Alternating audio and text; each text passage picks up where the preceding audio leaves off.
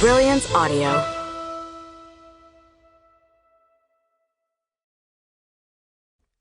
The Last Rose of Shanghai by Weina Dai Randel.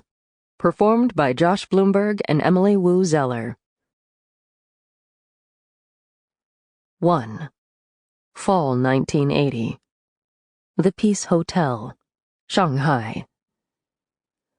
I'm 60 years old, an entrepreneur, a philanthropist, and a troubled woman. I've dressed carefully for the meeting today, wearing a black cashmere cardigan, an embroidered yellow blouse, black pants, and a custom-made shoe. I hope with all my heart that I look refined and humble, just as an easygoing billionaire ought to appear. I turn my wheelchair around, moving from one octagonal table to another. It has been a long time since I last came here, and the hotel seems to greet me like an old friend. The chestnut wood-paneled walls, the black and white prints, and the gold chandelier hung on the ceiling like a blazing bird nest. In the air, of course, there are no familiar jazz tunes, or angry shouts, or his steady voice. After all, it has been 40 years. Our past, my light, my tears, is gone, forever out of my reach. But I hope after today it will be different. After today, I'll be at peace. I've decided to donate this hotel, this iconic landmark built by a Briton, controlled by several governments, now under my ownership, to an American documentarian whom I'll meet today. I'll ask her to do only one thing: make a documentary. This is an unusual deal, a poor deal on my part, but I don't care. The documentarian has flown across the ocean to meet me, and I'm eager to meet her. At a black table near Corinthian columns, I park my wheelchair. I shouldn't be nervous, but my heart races. Did I forget to take my medication this morning?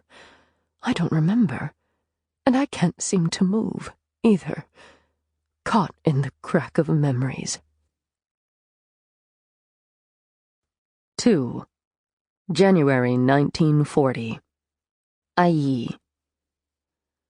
About 2 years after the fall of Shanghai, 4 months after the war started in Europe, I was 20 years old, and I had a problem. My nightclub, a $1 million business, was running out of liquor due to the wartime shortage. My visits to the breweries and trading companies had yielded no luck, and the customers had taken notice of their adulterated wine. At my wits' end, I went to see the last person in the world I'd ask for help.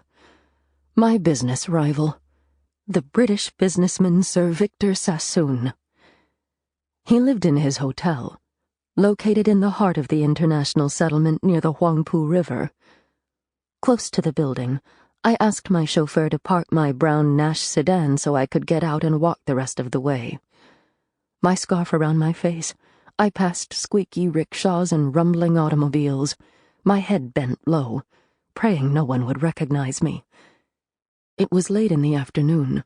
A great storm had blown through.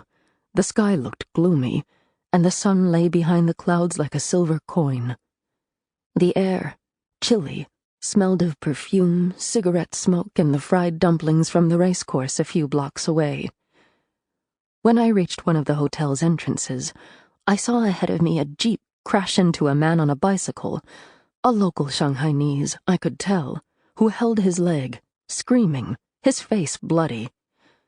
From the jeep jumped a Japanese soldier in a khaki uniform. Smirking, he stepped up to the poor biker, took out his pistol, and shot him in the head. The loud gunshot pierced my ears and my heart, yet there was nothing I could do but look away. We had lost the city to the Japanese. Now, sadly, all of us Chinese in Shanghai were like trapped fish in a sunless marsh. To avoid the hook of death and go on living, we had no choice but to remain unseen underwater. I quickened my pace, went up to the landing at the hotel's main entrance, and stepped through the revolving door. Sample complete. Ready to continue?